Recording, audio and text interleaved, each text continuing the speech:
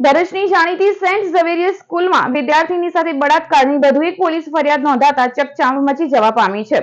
શાળામાં શિક્ષિકાના પતિ અને પૂર્વ વિદ્યાર્થીએ વિદ્યાર્થીની સાથે દુષ્કર્મ આચર્યું હતું.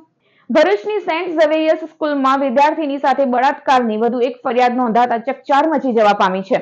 પીડિતા પર શિક્ષિકાના પતિ અને પૂર્વ વિદ્યાર્થી ફિલિપ નામના નરાધમે 2 વાર બળાત્કાર ગુજાર્યો હોવાનો એ ડિવિઝન પોલીસ સ્ટેશનમાં ફરિયાદ નોંધાઈ છે.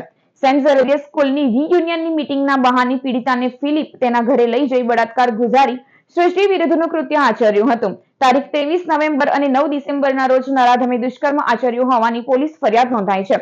બળાત્કાર અંગેની ફરિયાદ નોંધાયા બાદ આરોપી ફિલિપ ફરાર થઈ ગયો છે, જેને ઝડપી પાડવા પોલીસે ચક્રો ગતિમાન કર્યા છે. સેન્ટ ઝવેરિયસ શાળાના ઇન્ચાર્જ પ્રિન્સિપાલ કમલેશ રાવલ બાદ ફિલિપ ઉર્ફે રોનીએ એક જ પીડિતાને અલગ અલગ સમયે હવસનો શિકાર બનાવી હોવાનું બહાર આવ્યું છે.